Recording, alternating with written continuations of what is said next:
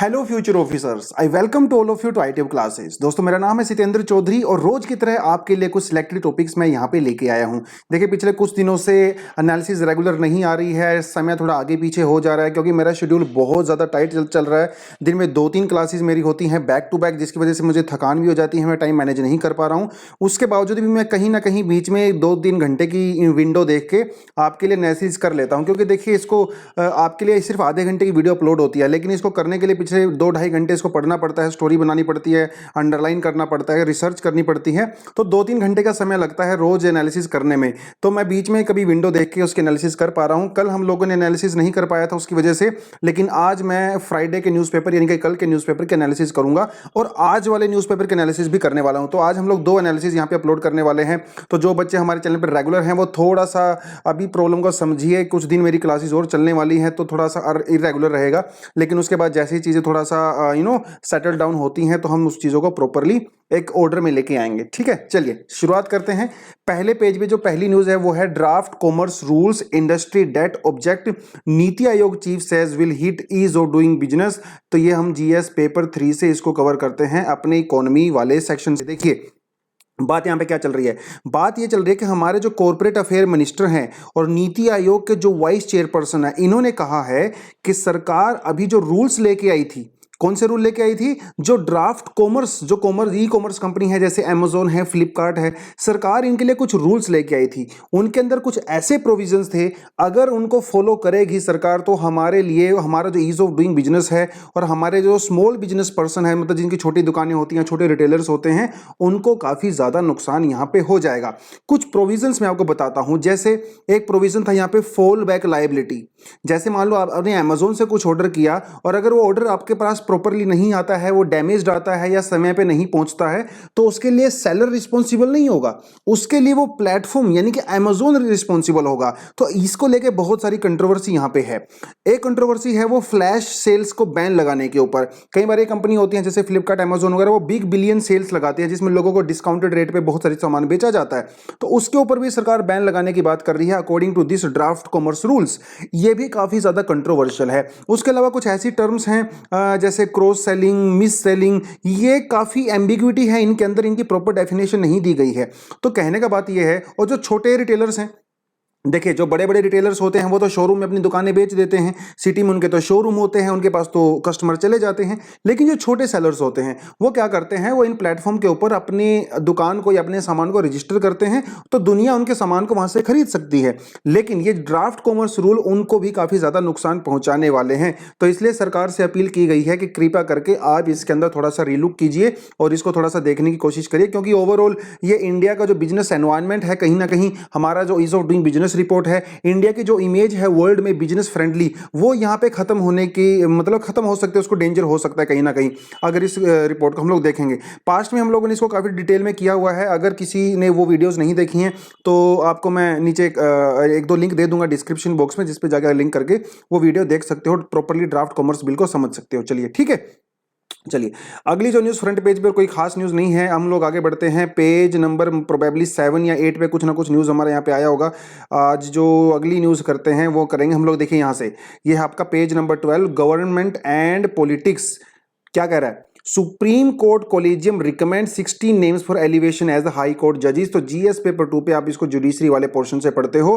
Collegium वाला topic हम पहले भी बहुत ज्यादा डिटेल में कर चुके हैं, डिस्क्रिप्शन बॉक्स में लिंक दिया हुआ है, उसमें प्रॉपरली आपको समझाया हुआ है कि कोलिजियम सिस्टम क्या होता है, कब शुरू हुआ था, इसका ऑब्जेक्टिव क्या है, कैसे इसकी फंक्शनिंग होती है और इसके लिए कौन कौन से चैलेंजेस हैं। हर डायमेंशन इसकी मैंने कवर की हुई है। तो आपको पता है कि सितंबर के महीने में सुप्रीम कोर्ट एकदम एक फुल फ्लेज काम कर रहा है। पहले सुप्रीम कोर्ट में 9 जजेस की अपॉइंटमेंट की गई थी, उसके बाद 68 जजेस को और ज़्यादा अपॉइंट किया गया था, मतलब नामों को रिकमेंड किया गया था। अभी दोबारा से 16 नेम्स को रिकमेंड किया गया है, स्पेशली 4 हाई कोर्ट में, जिसमें उड़ीसा, पंजाब, हरियाणा और बॉम्बे गुजरात, इन हाई कोर्ट में रिकमेंड किया गया है। कोलेजियम सिस्टम क्या होता है, you very well know. Collegium system use किया जाता है जब किसी हाई कोर्ट के जज को सुप्रीम कोर्ट में प्रमोट किया जाता है या फिर किसी लॉयर को सुप्रीम कोर्ट के जज के रूप में प्रमोट किया जाता है, या फिर किसी हाई कोर्ट के जज को एक हाई कोर्ट से दूसरे हाई कोर्ट में ट्रांसफर किया जाता है। इन सारी चीज़ों के लिए कोलेजियम सिस्टम का यूज़ किया जाता है। कोलेजियम सिस्टम में 5 लोग होते हैं, एक होते हैं हमारे सीजेई होते हैं और 4 सीनियर मोस्ट जजेस होते हैं। इन सब चीज़ों का आपको पहले से पता ही है। डिटेल में जानना है तो डिस्क्रिप्शन में लिंक दिया हुआ है, जाके क्लिक करें, वीडियो देखें और एंजॉय करें। अगली जो न्यूज़ आती है वो क्या है, 53% turnout in the Bhawanipur BJP sees scientific rigging by the TMC. देखिए हमारे लिए कोई खास न्यूज़ नहीं है, पॉलिटिकल न्यूज़ है, लेकिन इस न्यूज़ में हम अपने एग्जाम के लिए क्या निकाल सकते हैं। देखिए भवानीपुर में इलेक्शन हो रहे हैं। ये कौन से इलेक्शन है, इनको कहा जाता है बाई इलेक्शन। बाई इलेक्शन क्या होते हैं, जब किसी एमपी एमएलए यानी कि जब किसी कॉन्स्टिट्यूएंसी के अंदर कोई सीट खाली हो जाती है तो वहां पे दोबारा से बाई इलेक्शन करवाए जाते हैं। अब आप बोलोगे सर ये सीट खाली कैसे होती है, वो आपको मैं बताता हूं। जैसे कोई एमपी का इलेक्शन होता है, जनरल इलेक्शन होता है, या फिर कोई स्टेट लेजिस्लेचर का इलेक्शन होता है, तो उसमें कोई कैंडिडेट कभी कभी 2 सीट से खड़ा हो जाता है और वो दोनों सीट पे जीत जाता है, लेकिन वो सिर्फ एक ही सीट पे रह सकता है। इसीलिए एक सीट से उसको रिजाइन करना पड़ता है, और जिस सीट से वो रिजाइन करती है वो सीट वेकेंट हो जाती है, वहां पे दोबारा से इलेक्शन करवाए जाते हैं, उसको कहा जाता है बाई इलेक्शन। या फिर किसी एमपी की या किसी एमएलए की डेथ हो जाती है तो वह सीट वेकेंट हो जाती है, या फिर कोई जो एमएलए है वो एमपी बन गया, या फिर किसी एमपी को वो एमएलए बन गया, तो इस तरह से भी वो सीट वेकेंट हो जाती है। इसी तरह का मुद्दा अभी कहां पे हुआ था, ये हुआ था आपका वेस्ट बंगाल के अंदर, क्योंकि नंदीग्राम से ममता जी लड़ी थी और वो नंदीग्राम से वो हार गई थी। लेकिन आपको ये पता है कि कोई भी सीएम या पीएम अपने पद पे बिना किसी सीट के सिर्फ 6 महीने तक रह सकता है। 6 महीने तक उसको एमपी एमएलए चुन के आना पड़ेगा, या तो वो चुन के आइए या फिर नॉमिनेट होके आइए। अभी वेस्ट बंगाल के अंदर लेजिस्लेटिव असेंबली तो है, लेकिन उसके अंदर लोअर अपर हाउस तो है ही नहीं। इसका मतलब अगर ममता जी को अपनी सीट पे रहना है, सीएम की कुर्सी पे रहना है, तो उनको इलेक्शन जीत के आना पड़ेगा। इसीलिए भवानीपुर में बाई इलेक्शन हो रहे हैं। भवानीपुर से अगर वो जीत के आएंगी तो सीएम की कुर्सी पे रह सकती हैं, अगर जीत के नहीं आएंगी तो उनको अपनी कुर्सी से रिजाइन करना पड़ेगा। ठीक है, और ये पूरे का पूरा काम कौन करता है, हमारा इलेक्शन कमीशन ऑफ इंडिया करता है। आप मुझे बताओगे कि वो कौन सा आर्टिकल है जिसके तहत इलेक्शन कमीशन ऑफ इंडिया ये सारी की सारी कार्रवाई करता है, उसको अपॉइंट करने का, कंडक्ट करवाने का, सर्विलियंस करने का। कौन सा आर्टिकल है, that you need to tell me. Is it 324, 325, 326 या फिर 323? आप मुझे कमेंट सेक्शन में बताओगे। उसके अलावा मुझे ये भी बताओगे कि चीफ इलेक्शन कमीशन जब रिजाइन देते हैं तो अपना रेजिग्नेशन किसको देते हैं, गवर्नर को देते हैं, प्रेसिडेंट को देते हैं, चीफ जस्टिस ऑफ इंडिया को देते हैं, या फिर प्राइम मिनिस्टर को देते हैं? तो ये 2 क्वेश्चन आपको मुझे इलेक्शन कमीशन ऑफ इंडिया से बताने हैं। ठीक है, चलिए अगली जो न्यूज़ है वो क्या करती है, वो आती है India rejects China's allegation blames. देखिए ब्लेम गेम चल रहा है। हम लोग चाइना को ब्लेम करते हैं कि आप लोग हमारे टेरिटरी के अंदर एनक्रोचमेंट कर रहे हो। चाइना उल्टा इंडिया को ब्लेम करता है, मतलब उल्टा चोर कोतवाल को डांटे। इंडिया ने कहा है कि भैया ये सारी चीजें बकवास है। चाइना इंडिया को कह रहा है कि आप लोग फॉरवर्ड पॉलिसी को फॉलो कर रहे हो। फॉरवर्ड पॉलिसी, देखिए फॉरवर्ड पॉलिसी कभी के टाइम में नेहरू जी ने फॉलो की थी, और इसके अंदर उन्होंने अपनी आर्मी को चाइनीज टेरिटरी के अंदर, हालांकि वो टेरिटरी इंडिया की ही थी, चाइना उसको क्लेम करता है, जिसे हम लोग अक्साई चीन कहते हैं। तो उसी फॉरवर्ड पॉलिसी का इन्होंने ये इन्होंने कमेंट किया है कि जो पॉलिसी नेहरू जी के समय में कर रही थी, आज मोदी जी उसी को फॉलो कर रहे हैं, फॉरवर्ड पॉलिसी को, और चाइना इसको किसी भी तरह से सहन नहीं करेगा, क्योंकि आप चाइना की टेरिटरी के अंदर एनक्रोचमेंट कर रहे हो। इंडिया ने कहा है कि दिस इज टोटली बुलशिट, हम ऐसा कभी नहीं करते, इंडिया ऐसा कंट्री है ही नहीं। अग्रेशन करे इंडिया तो भैया पीसफुल और अमन पसंद कंट्री है ना। तो वो सारे के सारे मुद्दा वहां पे चल रहा है। अगली जो न्यूज़ आती है वो वी आर चौधरी ने नए हमारे आईएएफ चीफ बने हुए हैं। इसके लिए हम लोगों ने बहुत शानदार एक इंस्टाग्राम पे भी पोस्ट डाली हुई है। आई होप आपने वो पोस्ट देखी होगी, जिसमें हम लोगों ने वी आर चौधरी के करियर के बारे में थोड़ा सा आपको बताया। तो नए एयर चीफ बने हैं, तो कॉन्ग्रेचुलेट करते हैं हम लोग सब इनको। अगली जो न्यूज़ आती है वो आती है, कह रहे हैं कि coming soon a project to secure India's elephant corridor. Elephant corridor क्या होता है आप सभी को पता है। कॉरिडोर का मतलब होता है जहां से हम गुजरते हैं, एक जगह से दूसरी जगह में किसी कॉरिडोर के से होके जाते हैं। तो हम लोग बात करते हैं एलिफेंट कॉरिडोर की। एलिफेंट एक ऐसा जानवर होता है जो अपनी फूड की तलाश में एक जगह से दूसरी जगह जाता है, तो हंड्रेड्स ऑफ किलोमीटर वो ट्रेवल करता है, और इनका रास्ता फिक्स होता है। इनकी जो मेमोरी होती है इतनी शार्प होती है, वो स्टेबल होती है, फिक्स होती है कि वो एक ही रास्ते से सालों सालों तक चलते रहते हैं। एक ही जनरेशन टू जनरेशन वो अपना रास्ता चेंज नहीं करते हैं। उनको कहा जाता है एलिफेंट कॉरिडोर। ठीक है, अब एलिफेंट कॉरिडोर को प्रोटेक्ट करना बहुत ज़्यादा जरूरी है, क्योंकि एलिफेंट कॉरिडोर में प्रोटेक्ट रहेंगे तो इसका मतलब हमारे एलिफेंट भी प्रोटेक्ट रहेंगे। और प्रॉब्लम इंडिया में ये है कि जो एलिफेंट कॉरिडोर है इंडिया में, बहुत ज़्यादा एनक्रोचमेंट किया जाता है। या तो वहाँ पे कोई रोड बना दी जाएगी, या कोई ब्रिज बना दिया जाएगा, या कोई स्कूल बना दिया जाएगा, या वहाँ पे किसी को सेटलमेंट करवा दिया जाएगा।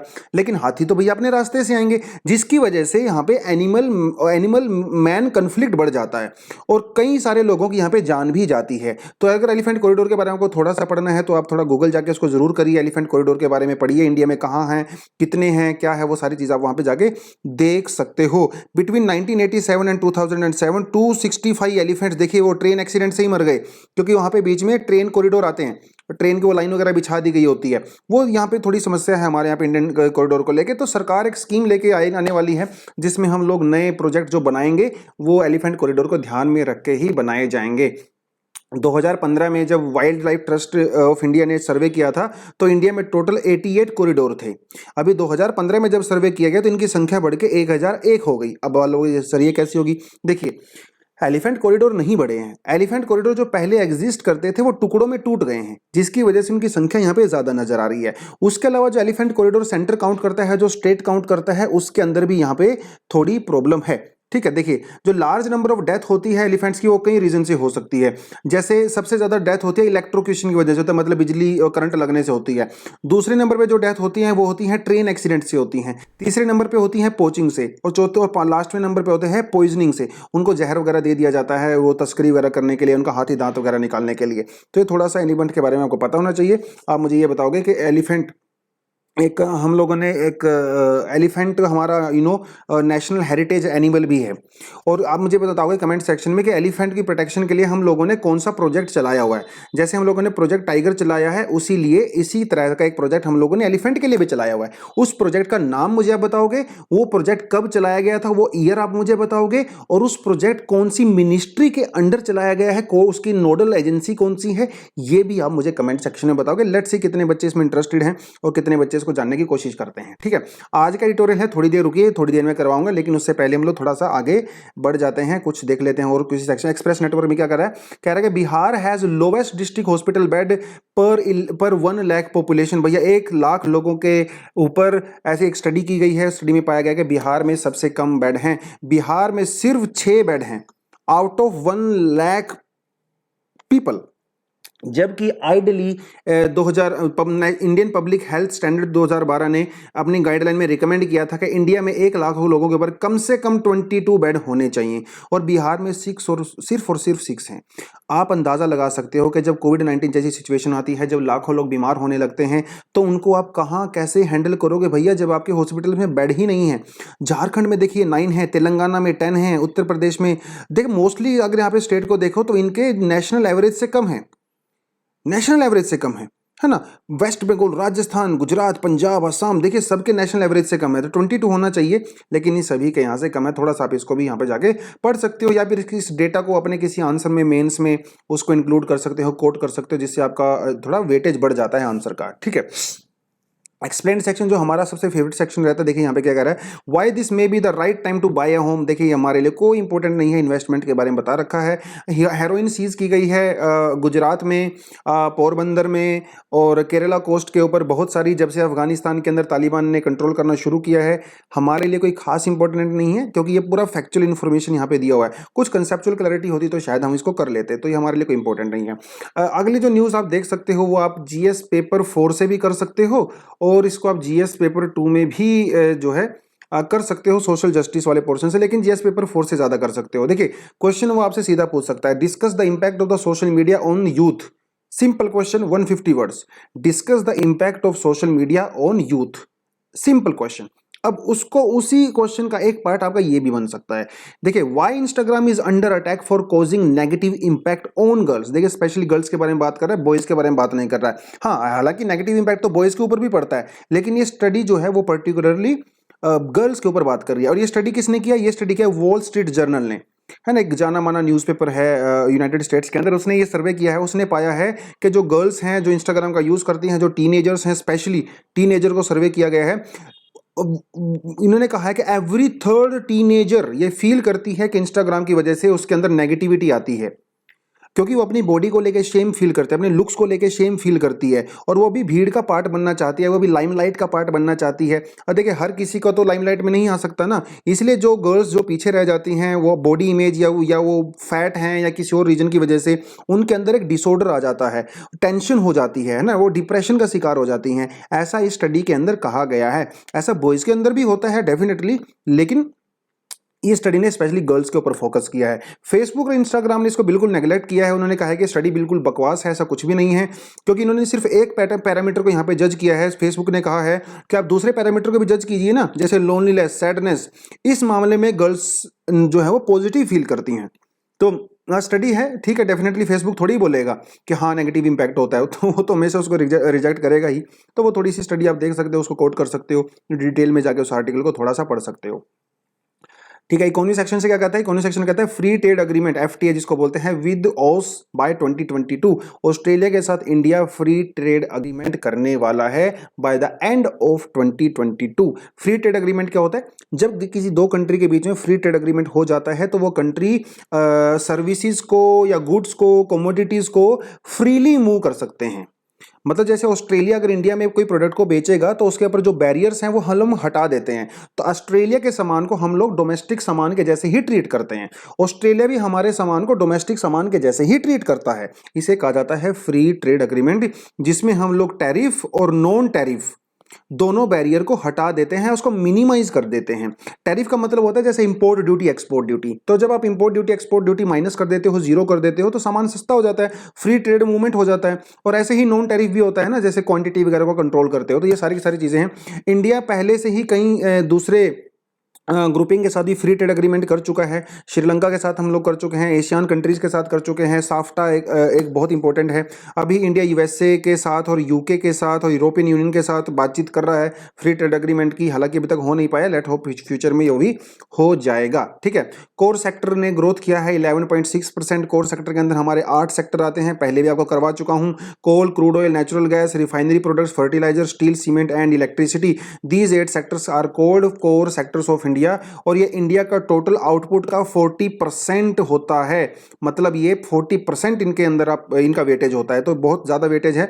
तो एक इंडेक्स ऑफ इंडस्ट्रियल प्रोडक्शन, ये इंडेक्स जारी ये बताता है कि कौन से सेक्टर के अंदर कितना इंप्रूवमेंट हुआ है। आपके लिए क्वेश्चन है यहाँ पे, आप मुझे ये बताओगे इंडेक्स ऑफ इंडस्ट्रियल प्रोडक्शन कौन सी एजेंसी है, कि जो कौन सी मिनिस्ट्री है जो इसको इशू करती है, that is my question for you. ठीक है, चलिए अब देख चलते हैं आज के एडिटोरियल के ऊपर। आज का एडिटोरियल क्या कहता है, देखिए आज का एडिटोरियल कहाँ गया जी, कहाँ गया, यस ये रहा।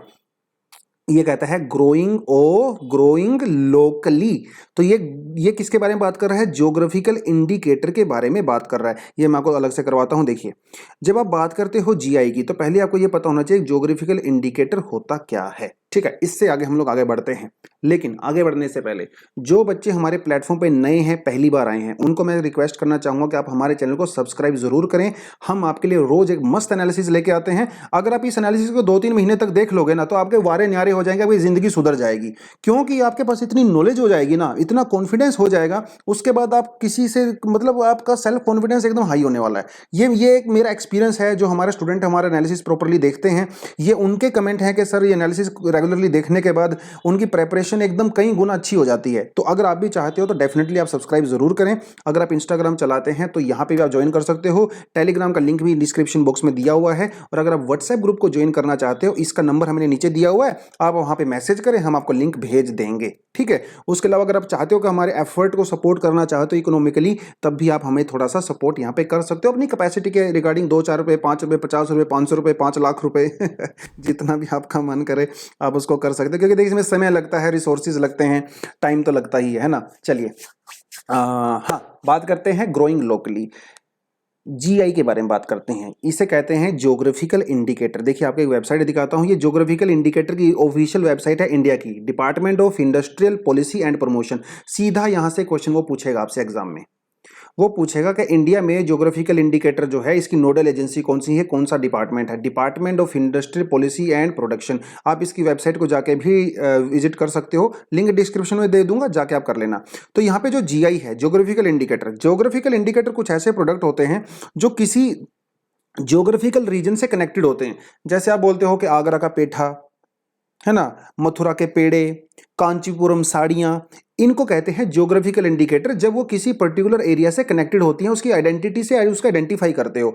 ये जो प्रोडक्ट होते हैं ना, वो उसी एरिया में प्रोड्यूस किए जा सकते हैं, वो किसी और ऐसी एरिया में प्रोड्यूस नहीं किया जा सकते। तो उनके एक टैग दिया जाता है। जैसे मान लो कांचीपुरम साड़ी है, जब ये कांचीपुरम से निकलती है तो उसके ऊपर एक टैग लगा दिया जाता है कांचीपुरम साड़ी का। तो इसीलिए आप उसको कहीं और पे ज़्यादा प्रोड्यूस नहीं कर सकते हो, वहीं पे वो प्रोड्यूस करना पड़ेगा। इससे होगा क्या, उससे उसकी जो यूनिकनेस है ना वो प्रोटेक्ट रहती है ना। और जब यूनिकनेस प्रोटेक्ट रहती है तो उसकी वैल्यू इंक्रीज होती है, और इसी कहते हैं ज्योग्राफिकल इंडिकेटर। तो इसको इंडिया में जो हमारा industrial policy and promotion department है वो इसको रिकॉग्नाइज करता है, टाइम टू टाइम इसको अपडेट करता है, और एग्जाम में भी काफ़ी ज़्यादा यहाँ से क्वेश्चन पूछे जाते हैं। तो इसकी जो वेबसाइट को आप विजिट करोगे ना, तो यहाँ पे स्टेट वाइज आप देख सकते हो अलग अलग जीआई यहाँ पे बता रखे हैं। जैसे मान लो हम लोग बात करें केरला की, तो अगर आप केरला के जीआई में जाते हो तो यहाँ पे आप उसकी कैटेगरी सिलेक्ट करने के बाद उसकी जो है देख सकते हो यहाँ पे कौन कौन सी, देखिए कितने सारे फैब्रिक्स, हैंडीक्राफ्ट, और उसके बाद यहाँ पे दिया हुआ है अलग अलग राइस और एग्रीकल्चर प्रोडक्ट अलग से दिए हुए हैं। अगर आपको जानना है तो आप यहाँ देखिए केपड़ राइस, ये वहाँ का जियोग्राफिकल इंडिकेटर है। कैसरगोड सारगिस जो है, Kuthampully dhotis and set and all that. इस वेबसाइट पे जाके आप प्रॉपर एक लेटेस्ट जियोग्राफिकल इंडिकेटर को फाइंड आउट कर सकते हो। इंपॉर्टेंट है, आप जाके इसको देखना, डिस्क्रिप्शन में आपको लिंक मैं दे दूंगा। लेकिन ये एडिटोरियल क्या कहता है, एडिटोरियल ये कहता है कि इंडिया में इतनी ज्यादा डाइवर्सिटी है हर मामले में, ज्योग्राफी के मामले में, एग्रीकल्चर के मामले में, हैंडीक्राफ्ट के मामले में, आर्ट्स के मामले में, फेस्टिवल्स के मामले में, कि इतनी ज़्यादा डाइवर्सिटी है ना इंडिया के अंदर कि लोकली बहुत सारी चीज़ें डेवलप हो गई हैं। तो इंडिया को उनको प्रोटेक्ट करने की जरूरत है। वो कैसे प्रोटेक्ट कर सकते हैं, by declaring them geographical indicator, है ना, जिससे हम उनको टैग दे सकते हैं, यूनिक टैग दे सकते हैं, और उनकी आइडेंटिटी को हम लोग प्रिजर्व करके रख सकते हैं, राइट। अगर उनको हम लोग जीआई टैग देते हैं, इससे होगा क्या, इससे उन प्रोडक्ट्स के थ्रू वो रिवेन्यू जनरेशन भी कर सकते हैं। क्योंकि जब जीआई टैग आपको मिलता है ना, आपके सामान की वैल्यू बढ़ जाती है, उसका प्राइस इंक्रीज हो जाता है, जिसकी वजह से जो वहाँ पे लोकल लोग हैं जो उसके अंदर एंगेज होते हैं, एम्प्लॉयड होते हैं, उनकी पर कैपिटा इनकम इंक्रीज होती है, उनकी उनकी परचेजिंग पावर भी इंक्रीज होती है। तो आप उनके रिवेन्यू जनरेशन करते हो, ठीक है। अभी देखिए, पहले तो इतना ज्यादा नहीं हो पाता था, लेकिन जब से ग्लोबल ई कॉमर्स डेवलप हुआ है, ई कॉमर्स मतलब जैसे अमेजोन, फ्लिपकार्ट वगैरह, तो ई कॉमर्स के थ्रू हम लोग इन चीजों को टैप कर सकते हैं, उन प्रोडक्ट को ऐसी मार्केट में भेज सकते हैं जहां पे पहले एक्सेस नहीं थी। तो वहां के लोग सामान खरीदेंगे ऑनलाइन ऑर्डर करके, और जिसकी वजह से उनकी जो लोकल इकोनॉमी थी वो भी बहुत ज्यादा बूस्ट हो जाएगी। अगर आप अमेजोन की बात करो, अमेजोन ने एक स्कीम चलाई है जिसे कहते हैं ग्लोबल लोकल। ग्लोबल लोकल, इसमें क्या है, बहुत सारे ज्योग्राफिकल इंडिकेटर या इंडिया के बहुत सारे जो छोटी छोटी जगह हैं वहां पे जो प्रोडक्ट्स पैदा होते हैं, प्रोड्यूस किए जाते हैं, उनको प्रमोट करता है अमेजोन। अमेजोन ने कई बिलियन डॉलर्स का रिवेन्यू किया है जस्ट बिकॉज ऑफ दैट। और इंडिया के जो ज्योग्राफिकल इंडिकेटर हैं लगभग 190 से ज्यादा कंट्री में भी उसकी एक्सेस है। तो ये मैजिक है ग्लोबल ई कॉमर्स कंपनीज का। अगर आप यूरोपियन यूनियन की बात करो तो पिछले साल यूरोपियन यूनियन ने 87 बिलियन डॉलर अपना सिर्फ और सिर्फ जीआई इकोनॉमी से कमाया है।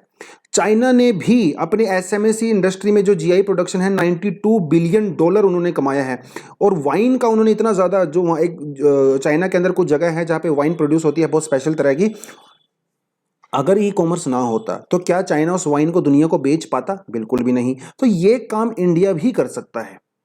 इंडिया भी वो जो पेटेंट हैं, जो कॉपीराइट हैं, उसको प्रोटेक्ट कर सकता है हायर इकोनॉमी गेन्स के लिए, है ना। उससे क्वालिटी भी इंप्रूव होगी, क्वालिटी इंप्रूव होगी तो चीजें अच्छी होंगी। अब देखिए होता क्या है, मान लो किसी प्रॉपर गांव में, मान लो तमिलनाडु के किसी गांव में कोई साड़ी प्रोड्यूस की जाती है। अब वो लोग इतना ज्यादा पढ़े लिखे नहीं है, उनको मार्केटिंग आता नहीं है ना। तो बीच में क्या होता है, बीच में एक मिडिल मैन होता है। ये मिडिल मैन में क्या करते हैं, इनके सामान की मार्केटिंग करते हैं थ्रू डिफरेंट मीडियम्स, और मार्केटिंग के थ्रू वो सामान दुनिया के सामने बेच दिया जाता है, दूसरे लोगों को बेच दिया जाता है। अब ये मिडिल मैन बीच में अपना कमीशन लेते हैं, यही इनका काम है। तो ये जो मिडिल मैन है ना, तो ग्लोबल ई कॉमर्स कंपनीज के थ्रू ये मिडिल मैन का काम यहाँ पे खत्म किया जा सकता है। क्योंकि देखिए, हम ये नहीं कह रहे हैं कि मिडिल मैन को बिल्कुल पूरी तरह से डिस्ट्रॉय कर दो, हम ये सिर्फ ये कह रहे हैं कि मिडिल मैन का जो कमीशन होता है वो थोड़ा सा कम कर दो। क्योंकि मिडिल मैन का जो कमीशन कम होगा तो वो बेनिफिट किसको मिलेगा, वो उनको मिलेगा जो उस प्रोडक्ट को प्रोड्यूस करते हैं। तो ई कॉमर्स चीज़ें जो है वो काम कर सकती हैं। और जब वैल्यू इंक्रीज होगी तो बायोडाइवर्सिटी भी प्रोटेक्ट हम लोग कर सकते हैं। लोकल नो हाउ और नेचुरल रिसोर्सेज को भी हम लोग एनकरेज कर सकते हैं, प्रिजर्व कर सकते हैं। अगर इंडिया के जीआई प्रोडक्ट्स दुनिया में बिकेंगे, लोग इंडिया के बारे में जानेंगे कि इंडिया में ऐसा कल्चर है, हैंडीक्राफ्ट है एंड ऑल दैट, उससे इंडिया की सॉफ्ट पावर भी इंक्रीज होती है। यहां पे तो 3 प्रॉब्लम हम लोग सोल्व कर सकते हैं। कौन कौन सी प्रॉब्लम है, एक तो पुअर पे फॉर टैलेंट। तो जो इन लोगों के अंदर टैलेंट है, जैसे मान लो कोई साड़ी बनाता है या कोई प्रॉपर एम्ब्रॉयडरी करता है, अब टैलेंट तो उनके अंदर है, लेकिन उनका प्रॉपर पेमेंट उनको नहीं मिल पाता है, उनके टैलेंट की कीमत उनको नहीं मिल पाती है। तो जब उनके बनाए हुए प्रोडक्ट पूरी दुनिया में बिकेंगे, जाएंगे, बाहर बिकने लगेंगे, तो डेफिनेटली उनके टैलेंट की प्रॉपर कीमत भी अदा की जा सकती है। ऊपर से लो फीमेल पार्टिसिपेशन वाली प्रॉब्लम को भी दूर किया जा सकता है, क्योंकि जब जीआई प्रोडक्ट ज्यादा बिकेंगे तो डेफिनेटली उनकी इकोनॉमी बूम करेगी, इकोनॉमी बूम करेगी तो वीमेन का पार्टिसिपेशन भी बढ़ेगा। ऐसा देखा गया है कि जो जीआई प्रोडक्ट्स प्रोड्यूस किए जाते हैं उसमें मोस्टली वीमेन ही एंगेज होती हैं। तो जब उनकी कीमत बढ़ने लगेगी, उनका इकोनॉमिक स्टेटस हाई होगा, तो डेफिनेटली वीमेन को भी ज्यादा पार्टिसिपेशन किया जाएगा। तो वीमेन एम्पावरमेंट का भी यहाँ पे है। एक है यहाँ पे अर्बन माइग्रेशन, कि जो लोग रूरल एरिया से अर्बन एरियाज में आते हैं, माइग्रेशन करते हैं, तो अर्बन एरिया में बहुत सारी प्रॉब्लम उनको फेस करनी पड़ती हैं। अगर वही रूरल इकोनॉमी जीआई टैग की होने की वजह से अगर वहीं पर डेवलप हो जाती है, तो ये माइग्रेशन वाली प्रॉब्लम को भी रोका जा सकता है, राइट। उसके अलावा जो एंटरप्रेन्योरशिप, जो मतलब बिजनेस के जो स्किल्स होते हैं वो डेवलप किए जा सकते हैं, उनके टैलेंट को मोनेटाइज किया जा सकता है, ज़्यादा एम्प्लॉयमेंट जनरेट की जा सकती है। हमारा जो एसएमईज जो सेक्टर है, मतलब micro small and medium enterprises, उनको रिजुविनेट किया जा सकता है जीआई टैग के थ्रू।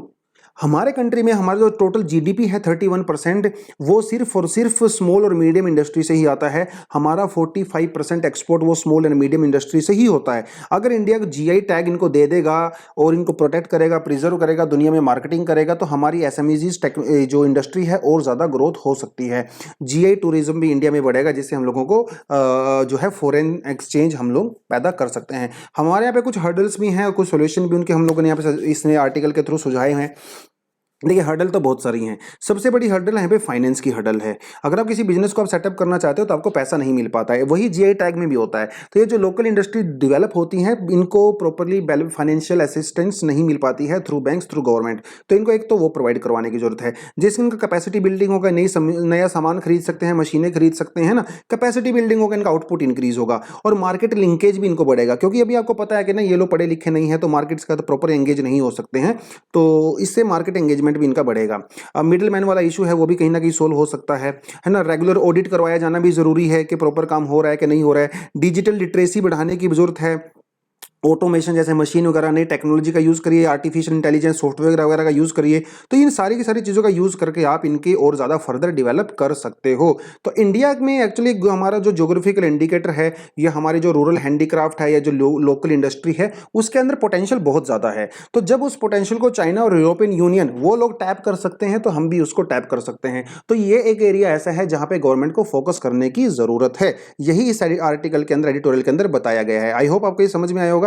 ठीक है, आप ये मुझे अच्छा लगा पर्सनली, क्योंकि यहाँ से क्वेश्चन डेफिनेटली आपके एग्जाम में पूछा जा सकता है। तो अगर आपको वीडियो ठीक ठाक लगती है, आज हम यहीं पे खत्म करते हैं। लाइक करें, दोस्तों के साथ शेयर करें, और कमेंट सेक्शन में जो कुछ क्वेश्चंस आपको बताए हैं वो भी करें। एक क्वेश्चन आपको यहाँ पे मैं और पूछ लेता हूँ। देखिए, आप अलग अलग जगह से बिलोंग करते होंगे, कुछ लोग नॉर्थ इंडिया से, कुछ लोग साउथ इंडिया से, एंड ऑल दैट। आप मुझे ये बताओगे, आपके स्टेट के अंदर कौन कौन से ज्योग्राफिकल इंडिकेटर हैं जो खास हैं, जिससे उसकी पहचान है। आप अलग अलग सिटी में रहते होंगे, जैसे आगरा का पेठा, या फिर मथुरा के पेड़े, है ना। इसी तरह से राजस्थान में कोई जीआई होगा, या वो आप मुझे बताएं कि आपके लोकल सिटी में कोई, क्या वहाँ पे कोई जीआई है, कोई एग्रीकल्चर प्रोडक्ट हो सकता है, कोई हैंडीक्राफ्ट हो सकता है, या कुछ और सामान हो सकता है जिससे उस एरिया की पहचान है। तो आप मुझे कमेंट सेक्शन में वो भी बताएं, और क्योंकि आपके एग्जाम के लिए इंपॉर्टेंट भी है और थोड़ा एंगेजमेंट भी हो जाएगा। चलिए, so that is all for the day. Thank you very much, all the best and जय हिंद।